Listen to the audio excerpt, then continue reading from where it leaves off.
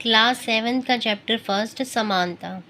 इसमें हमने mid day meal तक पढ़ लिया था। अब हम पढ़ रहे हैं नागरिक अधिकार आंदोलन।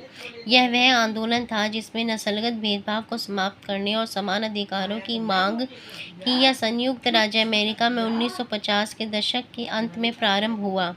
अफ्रीकी अमेरिकन लोगों के बीच नागरिक अधिकार आंदोलन की शुरुआत। रोज़ा पार्क्स एक अफ्रीकी अमेरिकन महिला थी। 1 दिसंबर 1955 को दिन भर काम करके थक जाने के बाद बस में उन्होंने अपनी सीट एक गोरे व्यक्ति को देने से मना किया। उस दिन उनके इनकार से अफ्रीकी अमेरिकन के साथ असमानता को लेकर एक विशाल आंदोलन प्रारंभ हो गया जो नागरिक अधिकार आंदोलन कहलाया।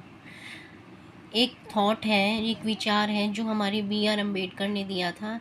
अपने आत्मसम्मान को दांव पे लगाकर जीवित रहना अशोभनीय है। आत्मसम्मान जीवन का सबसे ज़रूरी हिस्सा है। इसके बिना व्यक्ति नगण्य है। आत्मसम्मान के साथ जीवन बिताने के लिए व्यक्ति को कठिनाइयों पर विजय प्राप्त करनी होती है। केवल कठिन और निरंतर संघर्ष से ही व्यक्ति बल, विश्वास और मान्यता प्राप्त कर सकता है। ये हमारे B.R. अम्बेडकर जी ने ये विचार है उनके, ये थॉट था उनका जो उन्होंने NCERT की बुक 7th क्लास के चैप्टर फर्स्ट में दिया था। और एक और थॉट है जो उन्होंने दिया है, मनुष्य नाशवान है। हर व्यक्ति को किसी न किसी दिन मरना है, परंतु व्यक्ति को संकल्प लेना चाहिए कि वह अपने जीवन का बलिदान आत्मसम्मान के उच्च आदर्शों को विकसित करने और अपने मानव जीवन को बेहतर बनाने में करेगा। किसी साहसी व्यक्ति के लिए सम्मान रहित जीवन जीने से अधिक अशोभनीय और कुछ नहीं है। यह विचार भी हमारे B.R. अम्बेडकर जी ने दिया है।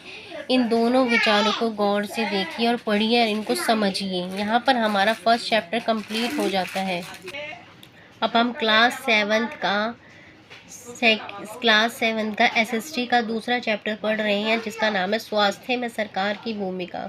संचारणीय बीमारियां। यह वह बीमारियां हैं जो एक व्यक्ति से दूसरे व्यक्ति को कई माध्यमों से संचारित हो जाती हैं, जैसे पानी के जरिए, भोजन, हवा इत्यादि।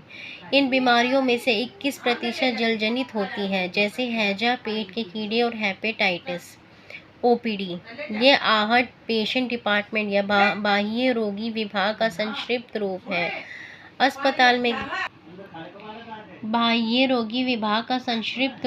अस्पताल में किसी विशेष वार्ड में भर्ती होने से पहले रोगी OPD में जाते हैं।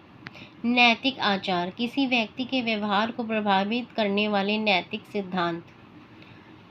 RMP पंजीकृत चिकित्सा व्यवसायी, इस इंग्लिश में रजिस्टर्ड मेडिकल प्रैक्टिशनर। इसकी फुल फॉर्म भी एग्ज़ाम में आ जाती है, इसको ध्यान से देख लेना।